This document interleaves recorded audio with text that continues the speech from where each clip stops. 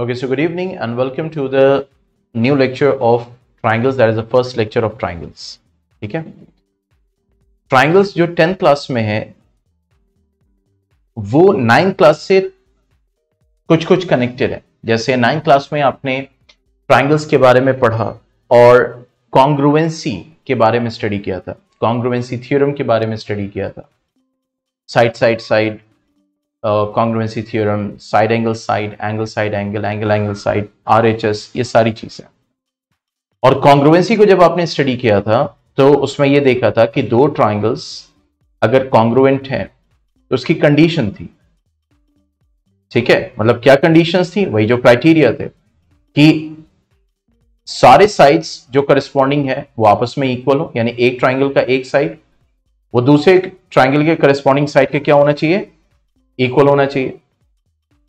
ठीक है, इसी तरह अगर तीनों साइड्स हैं तो वो कॉन्ग्रुएंट हो जाएंगे दोनों ट्राइंगल्स। इसी तरह अगर साइड एंगल साइड को देखा कि अगर दो साइड और एक एंगल एक ट्राइंगल का और दो साइड एक एंगल दूसरे ट्राइंगल का अगर इक्वल है तो वो दोनों ट्राइंगल्स आपस में कॉन्ग्रुएंट हो जाएंगे, साइड एंगल साइड था। तो इसी तरीके से हमने क्राइटेरियंस को देखा था। ठीक है, और ये देखा था कि जब दो ट्राइंगल्स कॉन्ग्रुएंट होते हैं तो उसके जितने भी एंगल्स हैं कॉरेस्पॉन्डिंग वो इक्वल होंगे और जो साइड्स हैं कॉरेस्पॉन्डिंग वो इक्वल होंगे। उसी सेम तरीके से हम ट्राइंगल्स को स्टडी करेंगे 10th क्लास में, यानी यहां पे हम स्टडी करेंगे सिमिलैरिटी के बारे में। Will talk about similarity. ठीक है, तो इसमें क्या बेसिक एक डिफरेंस है, वहां पे हम ये देखते थे कि साइड इक्वल होना चाहिए, कॉरेस्पॉन्डिंग साइड इक्वल होना चाहिए। यहां पे हम क्या देखेंगे कि रेशियो इक्वल होना चाहिए, यानी जो कॉरेस्पॉन्डिंग साइड्स हैं उनका रेशियो अगर इक्वल है, ठीक है, और एंगल्स तो हो गए, कॉरेस्पॉन्डिंग एंगल्स इक्वल रहेगा, लेकिन साइड्स सिमिलैरिटी के लिए हम क्या देखते हैं कि साइड्स का, कॉरेस्पॉन्डिंग साइड्स का रेशियो, हम रेशियो की बात करते हैं। ठीक है, अगर वो है इन डिफरेंट कंडीशंस, यानी साइड्स का रेशियो, कॉरेस्पॉन्डिंग साइड्स का रेशियो और एंगल्स, ठीक है, तो फिर उसमें डिफरेंट कंडीशंस मिलेगी और हम उन ट्राइंगल को क्या बोल सकते हैं? सिमिलर बोल सकते हैं, यानी एक जैसे, एकदम एग्जैक्ट कॉपी तो नहीं है लेकिन एक जैसे हैं, सिमिलर है। ऐसे बहुत सारे फिगर्स हमें आसपास मिलते हैं हमारी लाइफ में। ठीक है, तो उसी को लेके ट्राइंगल चैप्टर यहां पे हम स्टडी करेंगे। ठीक है, तो 9th क्लास शुरू में भी उन्होंने इंट्रोडक्शन दिया, फिर उसके बाद नेक्स्ट आगे वो सिमिलर फिगर्स के ही बारे में बता रहे हैं कि सिमिलर फिगर्स क्या होते हैं बेसिकली। ठीक है, जैसे यहाँ पे ये सर्कल है, ये वाला सर्कल इस सर्कल के क्या है? सिमिलर है। ठीक है, एक जैसा है, मतलब एकदम एग्जैक्ट कॉपी तो नहीं है लेकिन एक जैसा है। ठीक है, इसी तरीके से यहां पे जितने भी इक्विलेटरल ट्राइंगल है, देखो अब ये स्क्वायर है, ये स्क्वायर है, ये स्क्वायर, ये स्क्वायर, इसका क्या है? सिमिलर है। इसी तरीके से इक्विलेटरल ट्राइंगल, जितने भी इक्विलेटरल ट्राइंगल एग्जिस्ट करते हैं वो एक दूसरे के क्या होते हैं? सिमिलर होते हैं। ठीक है, एक जैसे होते हैं। ठीक है, जैसे two similar figures have the same shape but not necessarily the same size. मतलब सेम शेप तो होगा उनका लेकिन जरूरी नहीं कि सेम साइज हो। अब तो एक क्वेश्चन ये उठता है कि अगर एक साइज हुआ तो ये क्या होंगे? तो हमारा फट से आंसर होगा भाई कॉन्ग्रुएंट हो गए। तो ठीक है, ये दोनों कॉन्ग्रुएंट होंगे, एग्जैक्ट कॉपी, एक जैसे, corresponding sides equal, angles equal. लेकिन क्या हम इनको सिमिलर नहीं बोल सकते? बोल सकते हैं। इसीलिए जितने भी कॉन्ग्रुएंट फिगर्स होते हैं वो सिमिलर तो हो सकते हैं, लेकिन जितने सिमिलर फिगर्स हैं जरूरी नहीं कि वो कॉन्ग्रुएंट हो। जैसे यहां पे ये छोटा वाला इक्विलेटरल ट्राइंगल, ये बड़ा वाला इक्विलेटरल ट्राइंगल, ये सिमिलर है, ये सिमिलर का साइन यूज होता है, सिमिलर है। ठीक है, लेकिन ये कॉन्ग्रुएंट नहीं है। तो सिमिलर फिगर्स कॉन्ग्रुएंट हो ऐसा जरूरी नहीं है, लेकिन जितने भी कॉन्ग्रुएंट फिगर्स होंगे वो सिमिलर होंगे ही होंगे। बात समझ में आ रही?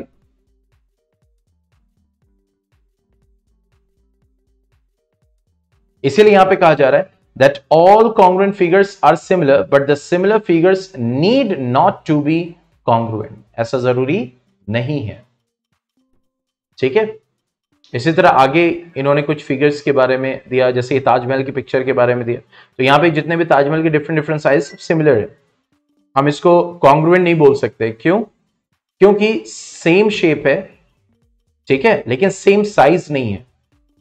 ओके, फिर आगे इन्होंने बोला वही जो मैंने आपको बताया था रेशियो के बारे में कि टू पॉलीगन्स, कोई सा भी पॉलीगन, सबसे छोटा पॉलीगन ट्राइंगल ही होता है, of the same number sides are similar, यानी कब हम उसको सिमिलर बोलेंगे, क्या कंडीशन है, क्या क्राइटेरिया है।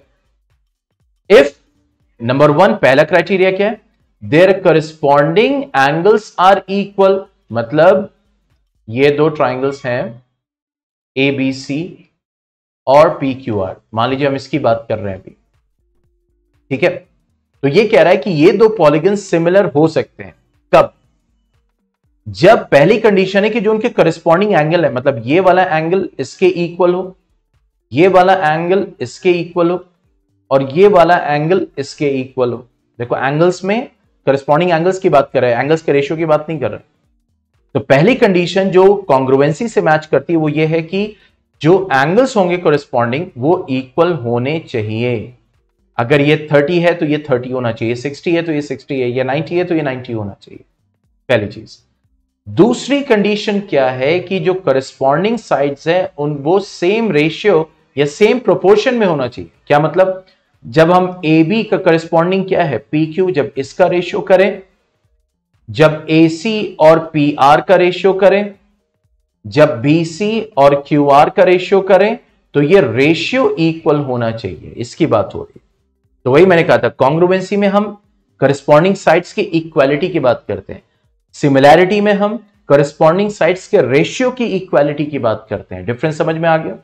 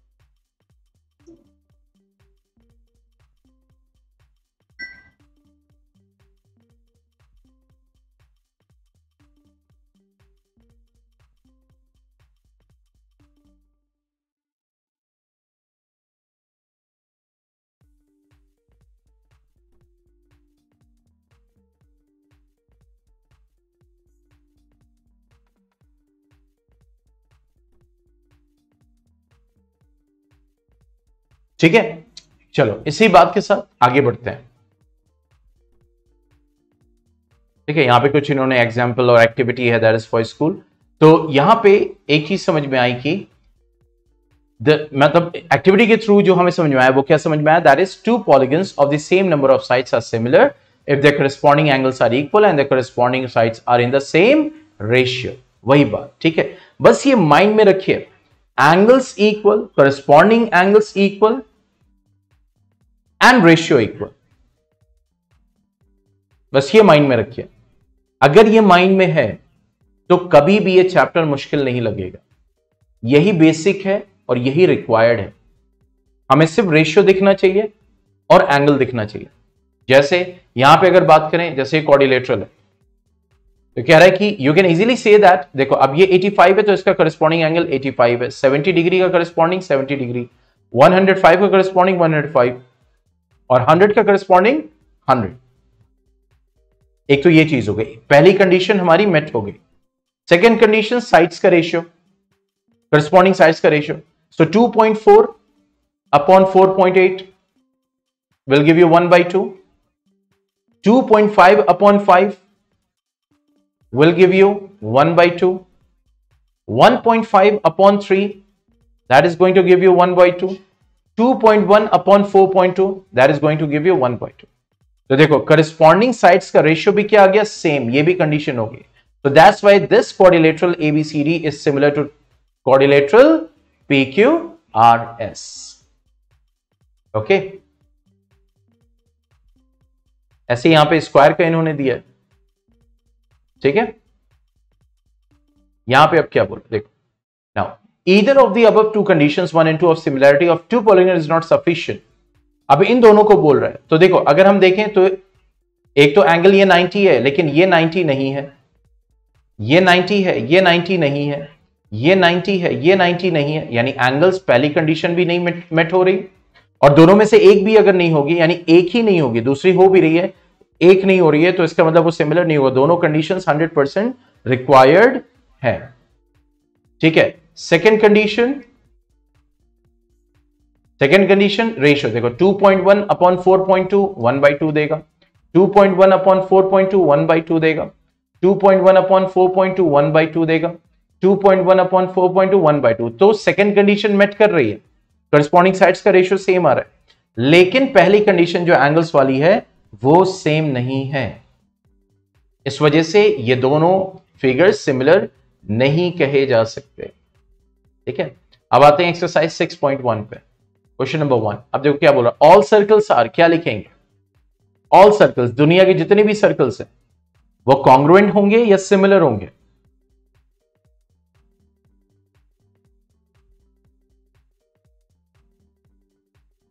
Similar, very good. All squares, दुनिया के जितने भी स्क्वायर्स हैं वो कॉन्ग्रुएंट होंगे या सिमिलर होंगे? Very good. All dash triangles are similar, कौन सा, आइसोसेलेस और equilateral triangle?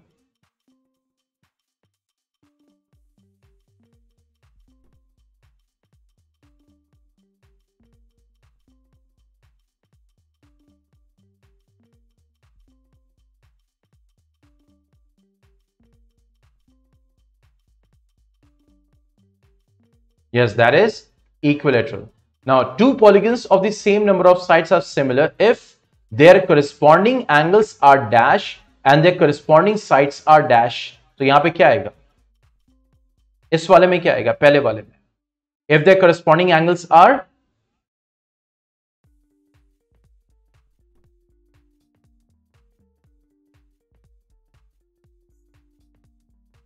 equal, very good, and their corresponding sides are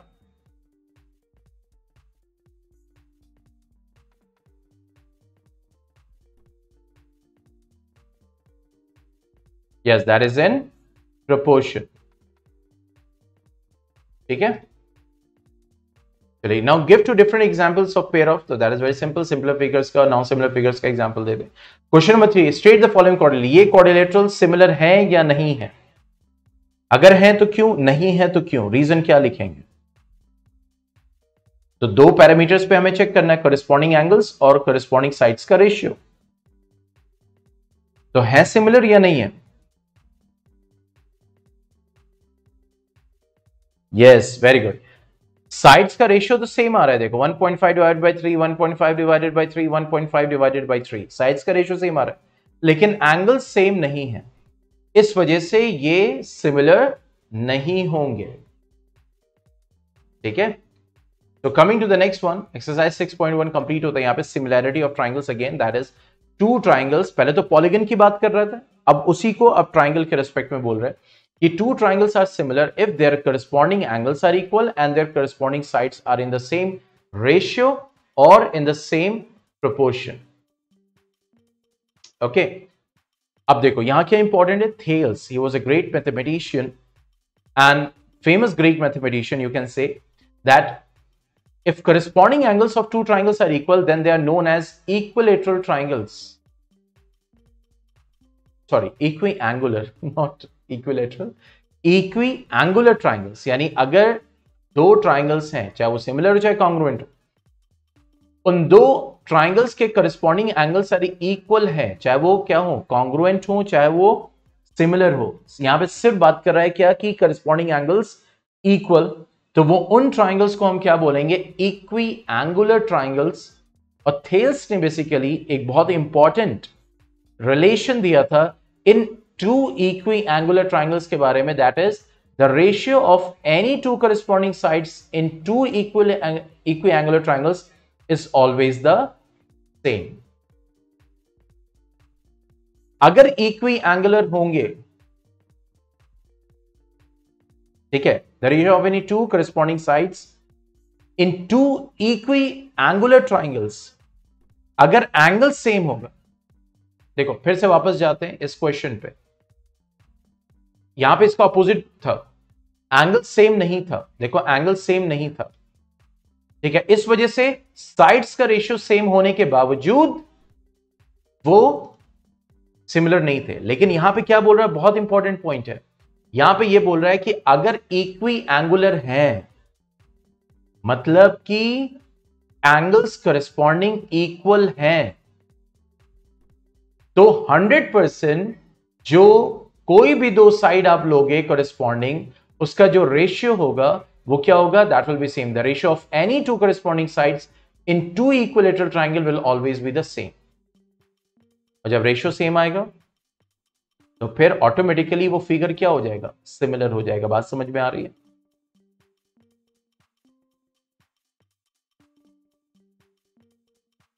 अगर इक्वी एंगुलर हैं तब,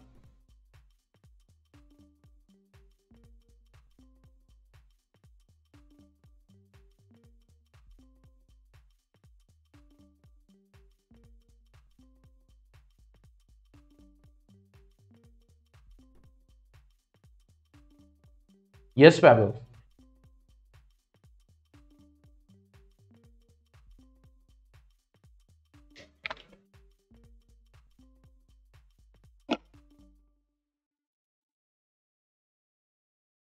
ये बात समझ में आई? ये वाला स्टेटमेंट जिसको हम बोलते हैं that is basic proportionality theorem, now also known as Thales theorem, ठीक है।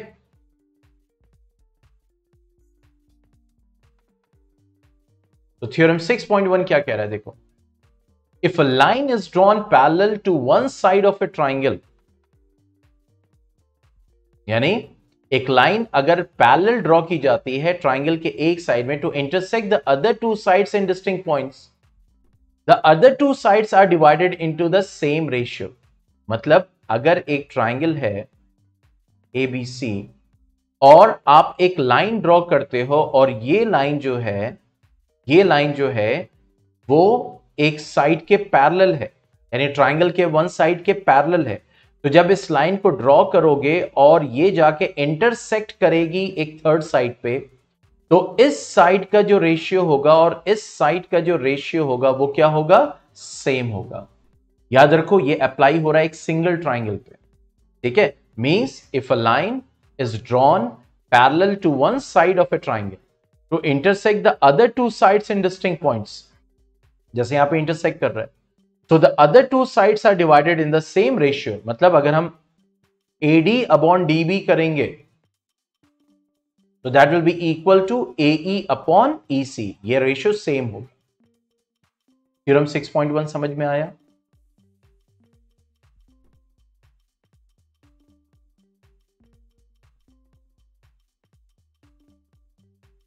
ठीक है, अब इसके प्रूफ को करते हैं। तो प्रूफ के लिए हमें कुछ कंस्ट्रक्शंस करने पड़ेंगे, अब उसको देखते हैं। So coming to theorem 6.1, okay.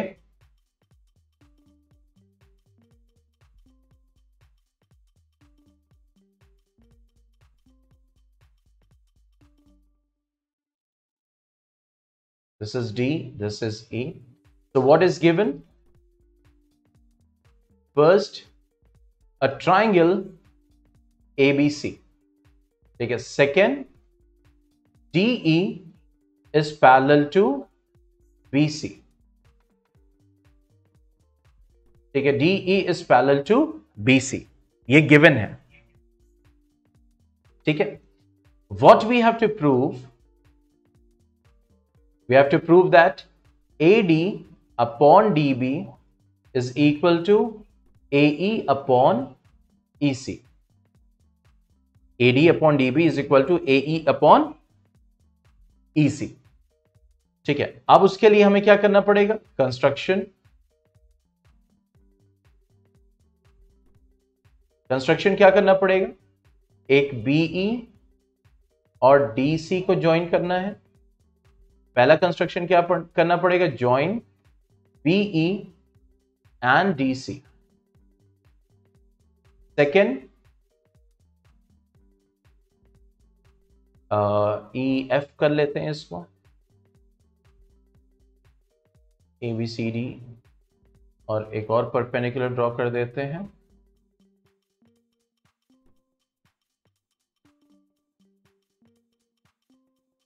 जी ठीक है, तो draw E F perpendicular to A D and D G perpendicular to A. ठीक है, अब देखो हमें रेशियो सेम करना है, एडी और डीबी का रेशियो एई और ईसी के रेशियो के बराबर। ठीक है, अब देखो एडी डीबी किसी ट्राइंगल के पार्ट बन रहे हैं। ठीक है, जैसे यहां पे अगर देखो ट्राइंगल एडीई है ये। ठीक है, तो ट्राइंगल एडीई को हम इस बेस इस हाइट में भी लिख सकते हैं, और ट्राइंगल एडीई को हम इस बेस और इस हाइट में भी लिख सकते हैं। ठीक है, बात समझ में आ रही है? लेकिन हमें क्या चाहिए, हमें एडी चाहिए जो कि ट्राइंगल एडीई का पार्ट है, हमें डीबी चाहिए जो कि ट्राइंगल बीडीई का पार्ट है। देखो ये बहुत गौर से देखो, और ये ग्रीन और रेड आइडेंटिफाई कर पा रहे हो?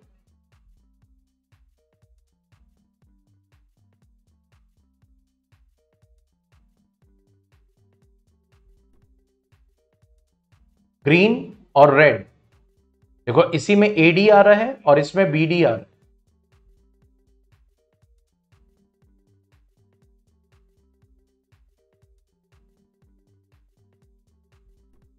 ठीक है, तो देखो एरिया ऑफ ट्राइंगल एडीई क्या हो जाएगा, that will be half into base AD into height that is E F, ये हो जाएगा। And area of triangle BDE क्या हो जाएगा, जो कि रेड वाला है, ये हो जाएगा half into base BD into height. अब देखो बीडीई ऑब्ट्यूज एंगल ट्राइंगल है, और जो भी ऑब्ट्यूज एंगल ट्राइंगल होता है उसका हाइट ट्राइंगल के बाहर ही आता है। तो देखो ये जो ई एफ है, ये जो ई एफ है, ये इस ट्राइंगल बीडीई का हाइट है। तो एरिया ऑफ ट्राइंगल क्या होता है, half into base into height. तो now area of triangle ADE upon area of triangle BDE, देखो क्या हो जाएगा, half into AD into E F upon half into BD into E F. अब ये कैंसिल, ये कैंसिल, क्या आ गया, एडी अपॉन बीडी।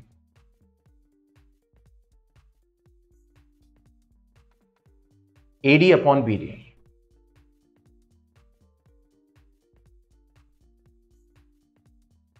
ठीक है, इसको हमने कर दिया 1। यहां तक कर लीजिए, फिर आगे बढ़ते हैं। देखो एडी अपॉन बीडी आ गया, एक रेशियो आ गया हमारा। अब सेकेंड रेशियो की बात करेंगे एईईसी के।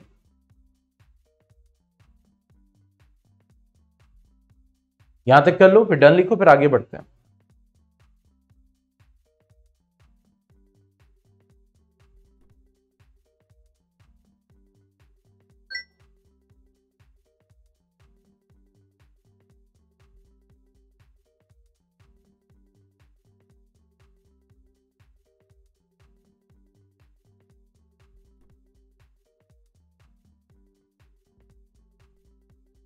ठीक है, अब आते हैं नेक्स्ट। अब इधर, अब ये ट्राइंगल सेम ही है, लेकिन अब इस साइड से देखेंगे। अब बेस एई हो जाएगा और हमारा ट्राइंगल, क्योंकि हमें अब क्या चाहिए, हमें चाहिए अब AE EC. We want what, AE EC. तो अब देखो यहां पे क्या हो जाएगा, ठीक है, now area of triangle ADE that will be equal to half into base AE into height DG हो जाएगा। और area of triangle DEC will be half into base, यहां पे EC हो जाएगा, इंटू हाइट भी यहां पे DG। तो therefore area of triangle ADE upon area of triangle DEC will be equal to half into AE into DG whole upon half into EC into DG, cancel out। ठीक है, तो यहां पे क्या हुआ, that is AE upon EC, that is 2। ये second हो गया। अब आप गौर से देखिए यहां पे इस वाले में देखो, area of triangle ADE, area of triangle ADE, numerator equal है। अब आते हैं डिनोमिनेटर पे, BDE और DEC। याद करो, देखो यहां थ्योरम है कि जब एक ये क्या है, ट्रेपेजियम है यहां पे, ठीक है, and two triangles,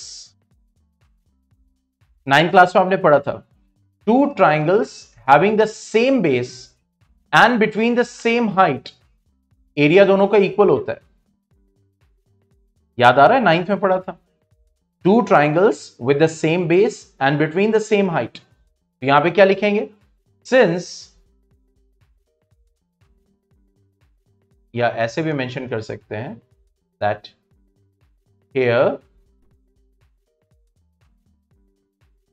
area of triangle BDE will be equal to area of triangle DEC. Why? Because two triangles on the same base and between same height have equal area, have equal area। ठीक है, तो make it 3। So from 1, 2 and 3 we get, अब देखो, अब जब आप 1, 2 और 3 को कंपेयर करोगे तो अब देखो न्यूमरेटर इक्वल हो गया, डिनोमिनेटर इक्वल हो गया बाई 3। तो जब इक्वल हो गया तो इसका मतलब LHS इक्वल हो गया, तो RHS भी आपका क्या हो जाएगा, इक्वल हो जाएगा। So what we will get, that is AD upon BD is equal to AE upon EC. This is the proof. ठीक है, तो इस तरीके से हम क्या करेंगे, we will do the proof of it। कोई डाउट है तो पूछ सकते हो अभी भी। तो यहां से एक थ्योरम क्लियर होता है कि एक ट्राइंगल, और ये थ्योरम कब अप्लाई हो, एक ही ट्राइंगल पे अप्लाई होगा, दो अलग अलग ट्राइंगल पे नहीं अप्लाई होगा। यहां पे ये समझ में आ रहा है कि एक ट्राइंगल में जब ये होगा कि एक लाइन दूसरे लाइन के पैरेलल है, तो वो दूसरे दो साइड्स को, जो साइड के दो साइड्स हैं बेसिकली, उनको इक्वल रेशियो में ही डिवाइड करेगा।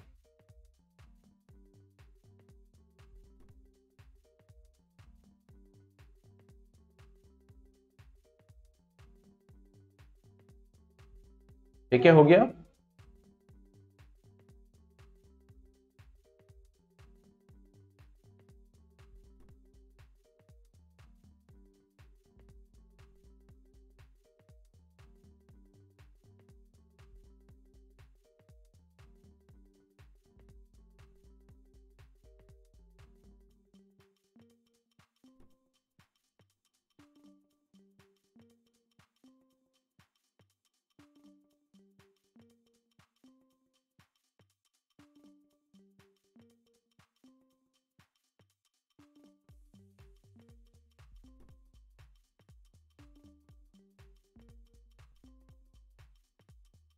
because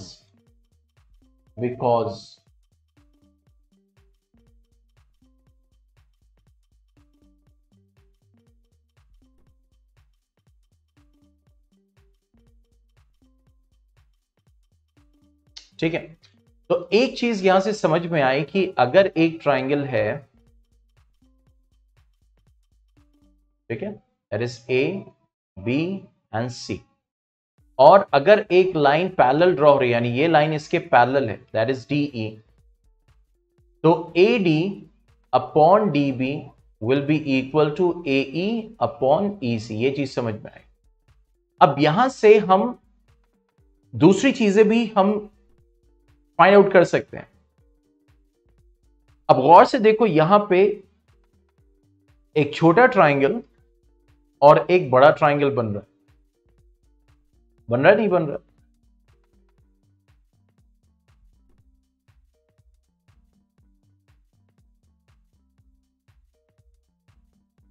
हाँ भाई,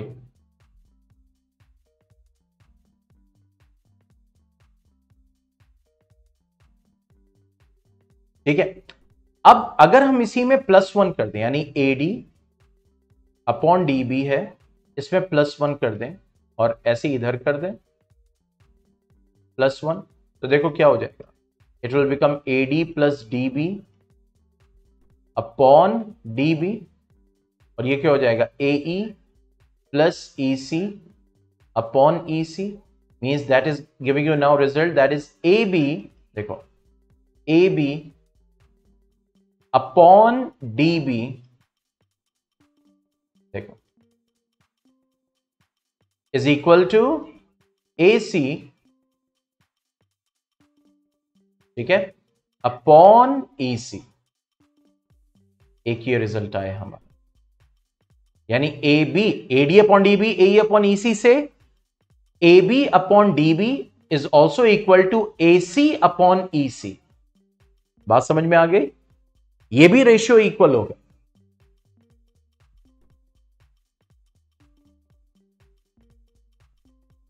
ये बात समझ में आई?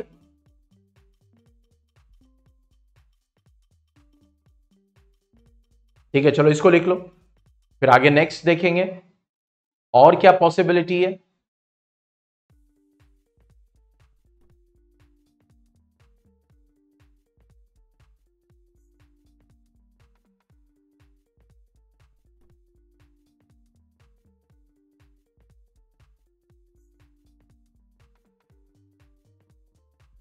ठीक है, अब जरा इसको रिवर्स कर दो, मतलब इसको ऐसे भी लिख सकते हैं, D B upon A D is equal to E C upon A E, बिल्कुल लिख सकते हैं। अब इसमें जरा +1 करो,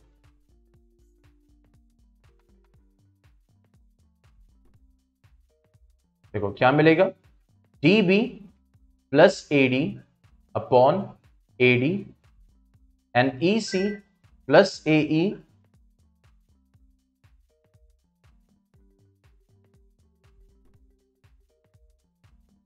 ए C plus A E upon A E. ठीक है, तो देखो डीबी प्लस ए डी क्या हो जाएगा, DB plus A D will give you A B, जो कि बड़े ट्राइंगल का साइड हो गया, और ए डी जो छोटा ट्राइंगल है ये वाला, इसका साइड हो गया।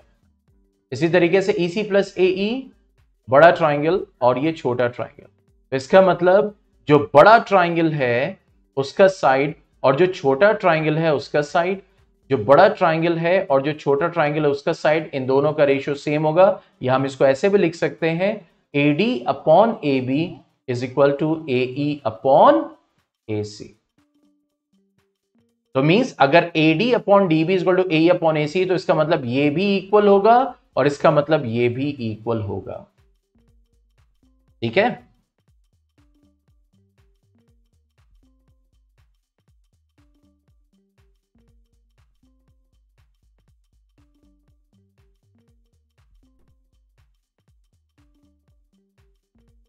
चलिए इसको कर लीजिए, फिर आगे बढ़ते हैं।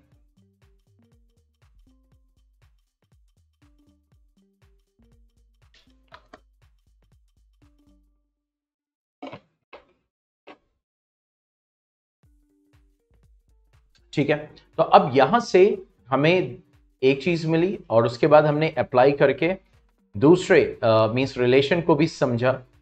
अब आते हैं थ्योरम 6.2 पे। 6.2 क्या बोल रहा है? 6.2 ये बोल रहा है कि if a line just opposite, यानी अभी क्या था, अगर एक लाइन दूसरे साइड के पैरेलल है तो वो अपोजिट टू साइड्स को सेम रेशियो में डिवाइड करेगा। अब उसी का अपोजिट क्या बोल रहा है, अगर एक लाइन दो साइड को डिवाइड कर रहा है सेम रेशियो में, तो वो लाइन पैरेलल होगी थर्ड साइड के, उसका ऑपोजिट। ठीक है, तो देखो अब यहां पे ड्रॉ किया, मतलब AD upon DB is equal to AE upon EC, ये गिवन है। हमें प्रूफ क्या करना है कि DE BC के पैरेलल है, ये गिवन है।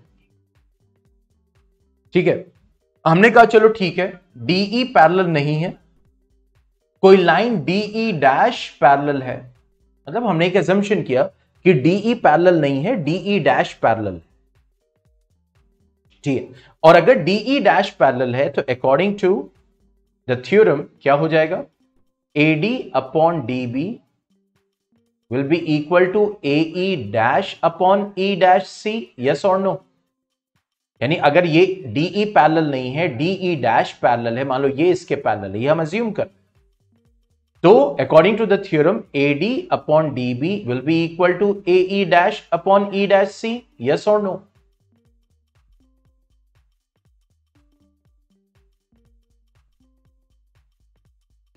ठीक है, अब देखो यहां पे ये गिवन है, तो इसका लेफ्ट हैंड साइड, इसका लेफ्ट हैंड साइड सेम, तो इसका मतलब ये हो रहा है कि राइट हैंड साइड भी सेम होना चाहिए, means AE upon EC should be equal to AE dash upon E dash C।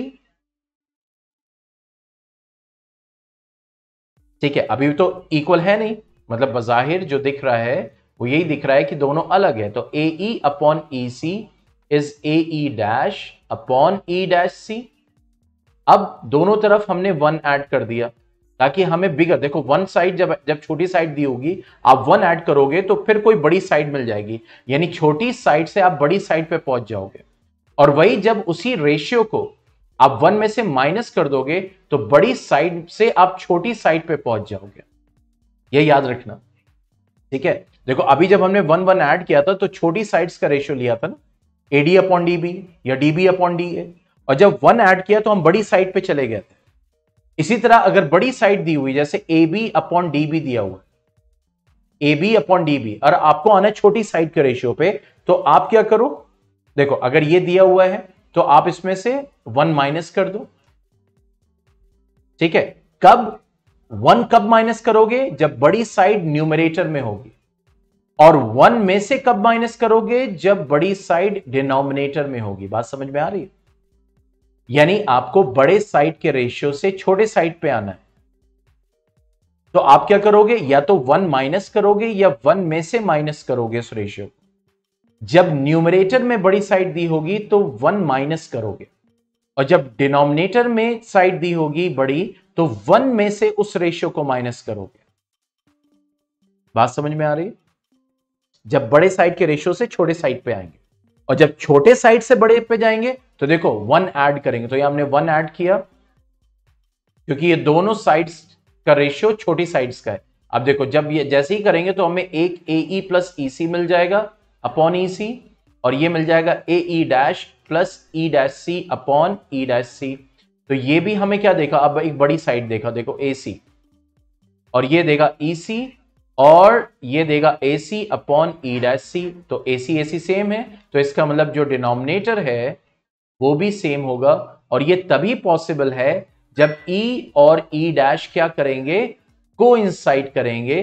तो इसका मतलब ये हो गया कि जो हमने एजम्पशन किया था कि E डैश कोई पॉइंट है, तो बेसिकली E डैश और E कोइंसाइड ही कर रहे हैं, तो इसका मतलब ये हो गया कि अगर रेशियो सेम होगा तो लाइन जो होगी वो थर्ड साइड के पैरेलल ही होगी। तो देखो adding one both side you can see that E and E dash must coincide, और ये तभी पॉसिबल है जब ये दोनों सेम लाइन है, अलग अलग लाइन नहीं है। तो अगर आपने DE डैश को पैरेलल अज्यूम किया है तो ऑटोमेटिकली DE भी पैरेलल होगी, क्योंकि E डैश E अलग कोई पॉइंट नहीं है, E डैश E से कोइंसाइड ही कर रहा है, और हमने इसको पैरेलल अज्यूम किया था, तो ऑटोमेटिकली ये भी इसके पैरेलल हो जाए। प्रूफ समझ में आया? कोई डाउट अभी भी है तो पूछ सकते हो।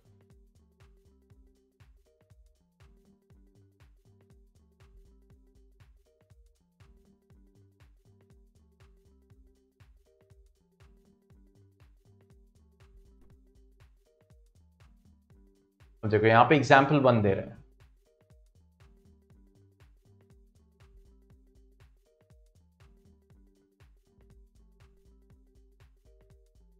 ठीक है, क्या बोल रहा है, if a line intersect sides A B and A C, यानी एक लाइन है जो ए बी और ए सी को डी और ई पे इंटरसेक्ट कर रही है and is parallel to B C,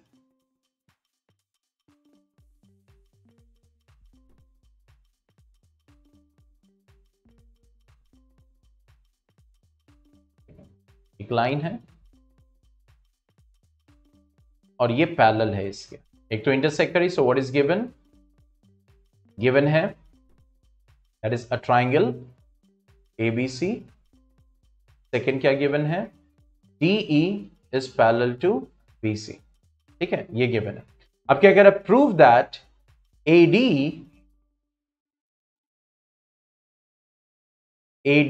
upon AB is equal to, वही जो अभी हम लोगों ने +1 करके लाए थे ना, बस उसी को करना है, उसी को एग्जाम्पल फॉर्म में दिया है यहां पे, sorry, is equal to AE upon AC, ये हमें प्रूफ करना है, ठीक है।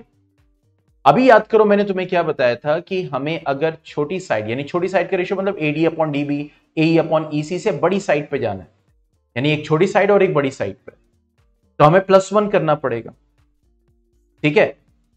अब यहां पे गौर से देखो कि ये लाइन इसके पैरेलल है, तो रेशियो सेम होगा, जैसे कि यहां पे गिवन कि since DE is parallel to BC, तो AD upon DB AE upon EC के इक्वल होगा थ्योरम से। तो coming to proof, since AD DE is parallel to BC, so therefore by theorem AD upon DB is equal to AE upon EC। अब यहां पे देखो AB है, एक बड़ा साइड है, और AD है एक छोटा साइड, मतलब छोटे साइड से हमें बड़ी साइड पे जाना है, यानी प्लस करना है। लेकिन अब हमें डिसाइड करना है कि +1 करेंगे तो देखो डिनोमिनेटर में DB है, तो देखो लॉजिकली और कॉमन सेंस कह रहा है कि जब आप तुम +1 करोगे तो यहां पे DB आ जाएगा और नीचे DB ही रहेगा, मतलब AB आ जाएगा लेकिन दूसरी साइड DB ही रहेगी। और क्या यहां पे तुम्हें DB चाहिए,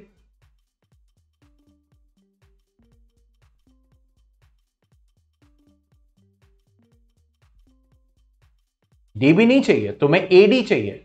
तो यहां पे अब आपको देखना है, अब आपको स्मार्टली वर्क करना है, हम अब इसको रिवर्स कर देंगे, क्योंकि छोटी साइड से बड़े पे जाना है तो +1 ही करना पड़ेगा।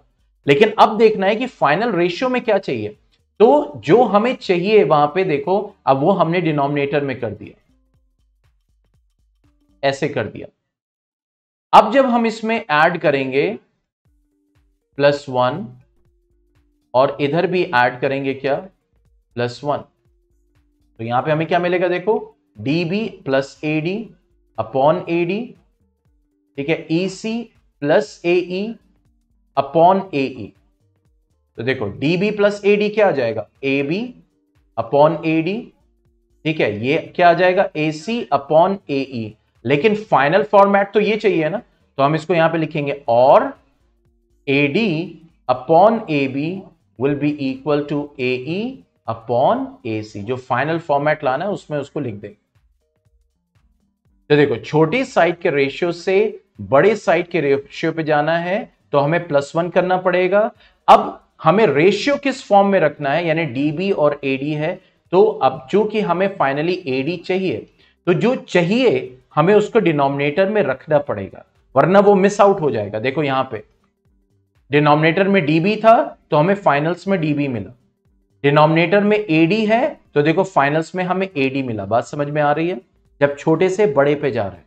अक्सर बच्चे इसी में कंफ्यूज रहते हैं, क्या करें, +1 करना है -1 करना है, तो छोटे से बड़े पे जाना है तो हमें +1 करना है।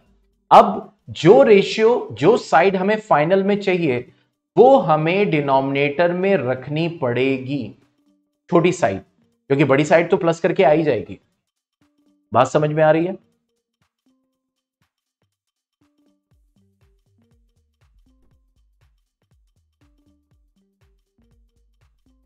ठीक है। और दूसरा मैंने बताया था कि अगर मान लो यहां पे AB अपॉन AD है, यानी बड़े साइड के रेशियो से छोटे पे जाना है, तो अगर न्यूमरेटर में, मैं फिर से रिमाइंडर डाल रहा हूं, न्यूमरेटर में क्या है, बड़ा साइड है तो 1 माइनस करेंगे, और अगर बड़ा साइड डिनोमिनेटर में है तो 1 में से माइनस करेंगे। सिंपल।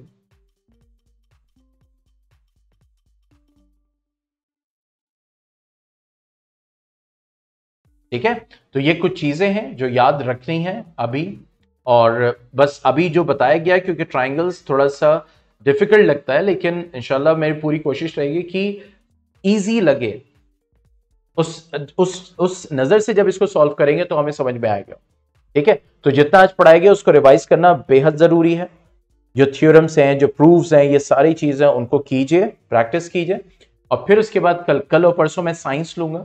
सैटरडे में ऑफ रहेगा, जैसे कि आप जानते हैं वर्कशॉप है मेरी। लेकिन इस संडे क्योंकि टेस्ट नहीं है तो 100% चांस है एक्स्ट्रा क्लास होगी। और जब एक्स्ट्रा क्लास लूंगा तो मैथमेटिक्स को ही पढ़ाऊंगा। ठीक है, तो कल और परसों साइंस, जो कि हमारा कंट्रोल एंड कोऑर्डिनेशन चल रहा है, उसको हम कवर अप करेंगे। ठीक है,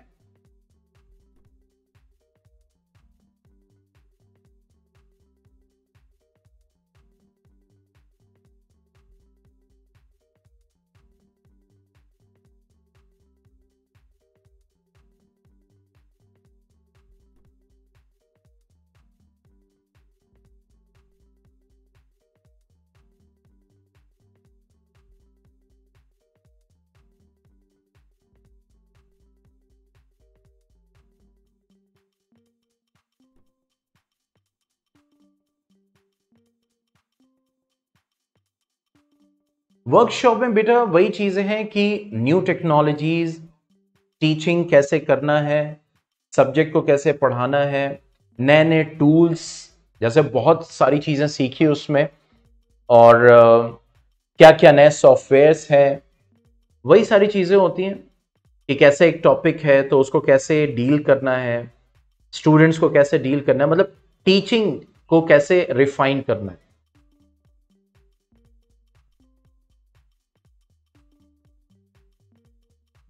ठीक है, तो जाहिर सी बात है अगर मैं टीचर हूं तो, और वर्कशॉप से बहुत हेल्प मिलती है, बहुत आइडियाज मिलते हैं। और अभी जैसे पहला डे था वर्कशॉप का, तो उसमें बहुत सारे टूल्स उन्होंने सिखाए जो कि ऑनलाइन क्लासेस में भी अप्लाई हो सकते हैं और स्कूल्स में भी अप्लाई हो सकते हैं। कैसे पढ़ना है, बच्चों की साइकोलॉजी, मतलब बहुत कुछ सीखने को मिलता है।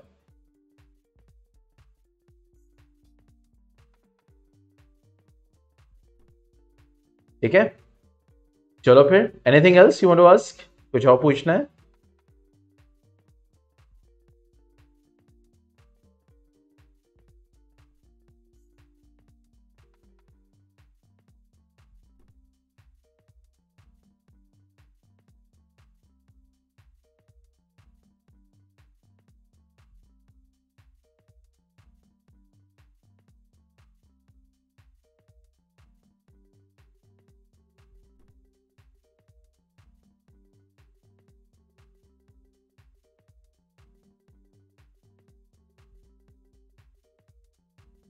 बोर्ड में CHM मतलब?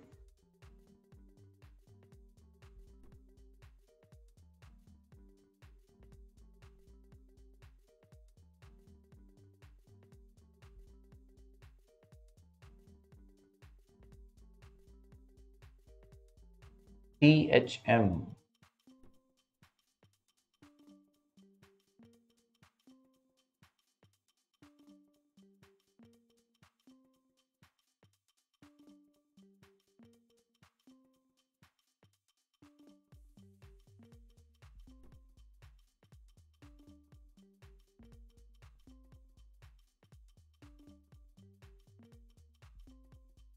Web of theorem, yes yes, बिल्कुल प्रूफ करने के लिए आ सकता है।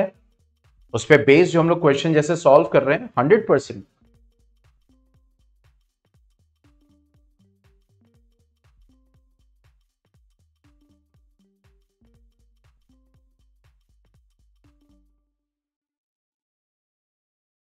ठीक है, एनीथिंग एल्स?